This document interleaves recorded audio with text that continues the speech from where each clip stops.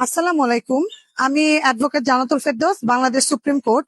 গত পর্বে আমি ভিডিও বানিয়েছিলাম সাধারণত বিভিন্ন সময় নারীরা যে পুরুষদের দ্বারা নির্যাতিত হয় সেই বিষয়টা নিয়ে।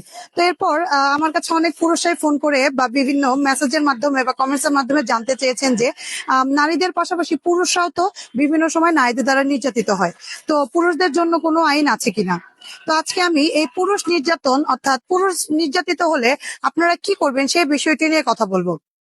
আমাদের সমাজে কিন্তু দেখা যায় যে বর্তমানে নারীদের পাশাপাশি পুরুষরাও কিন্তু বিভিন্নভাবে নারীদের দ্বারা নির্যাতিত হয়ে থাকে। বর্তমান সময়ে দেখা যায় যে অনেক ওয়াইফরাই তার হাজবেন্ডকে বিভিন্ন ধরনের মানসিক টর্চার বা ডিপ্রেশনে রাখে, কিন্তু হাজবেন্ড তার সংসারের সুখের কথা চিন্তা করে বা ওয়াইফকে ভালোবেসে হোক কোনো ধরনের মামলা মোকদ্দমায় যায় না। তো এক্ষেত্রে আপনি একজন পুরুষ হিসেবে আপনার যদি মনে হয় যে আপনার ওয়াইফ আপনাকে বিভিন্ন ধরনের নির্যাতন করছে, অর্থাৎ আপনি ডোমেস্টিক ভায়োলেন্সের শিকার হচ্ছেন, তাহলে আপনি কিন্তু ডোমেস্টিক ভায়োলেন্সের এগেনস্টে মামলা করতে পারেন। এছাড়াও বর্তমান সময়ে দেখা যায় যে নারীরা হাজবেন্ডের বিরুদ্ধে বিভিন্ন ধরনের নারী নির্যাতন মামলা দায়ের করে থাকে। আমার নিজের অভিজ্ঞতা থেকে বলছি, এই মামলাগুলো 90% মামলায় কিন্তু মিথ্যা। 5% মামলায় সাধারণত রেমেডি পাওয়া যায়, আর 5% মামলা সত্য।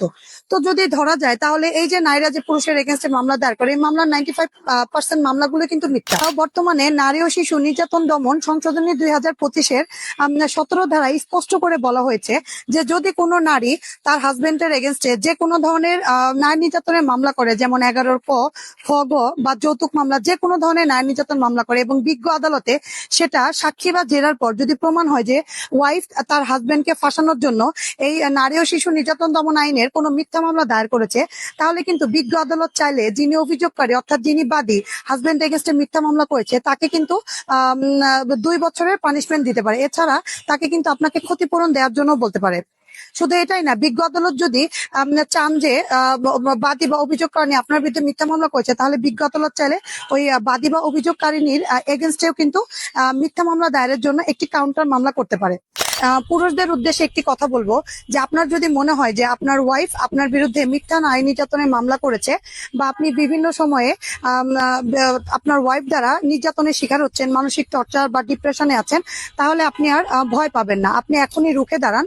বর্তমান যে আইনটি করেছে নারী ও শিশু নির্যাতন দমন আইন সংশোধনী 2025-এর 17 ধারায় কিন্তু স্পষ্ট বলেই দিয়েছে যে আপনার ওয়াইফ যদি আপনার বিরুদ্ধে মিথ্যা মামলা করে থাকে তাহলে কিন্তু আপনি তার বিরুদ্ধে কাউন্টার মামলা করতে পারবেন। অর্থাৎ এক্ষেত্রে বিজ্ঞ আদালত আপনাকে ক্ষতিপূরণের নির্দেশ দিতে পারেন বা আপনার ওয়াইফ বা বাদীর বিরুদ্ধে কিন্তু কাউন্টার একটি কেস করে দিতে পারবেন। আসসালামু আলাইকুম।